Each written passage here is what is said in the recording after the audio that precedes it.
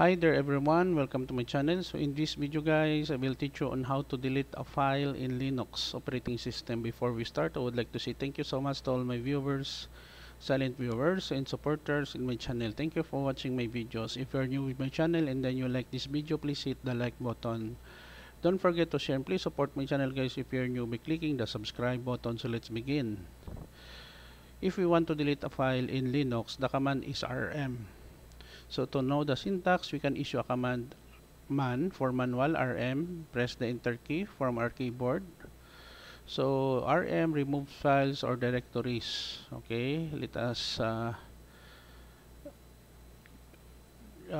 type the Q now to quit. Now, so here we list down by ls command. You have two files. Let's say we want to delete the text.doc. So rm to delete command text.doc.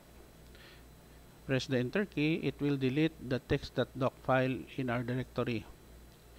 When we display again ls, text.doc is no longer available in our directory. Again, to delete a file, we issue a command rm. In this case, we have only one file remaining, resume.doc. When press the enter key, it will delete the resume.doc. When we display, there's no files resides in our memory. Okay guys, so this is the end of our tutorial video on how to delete a file in Linux operating system.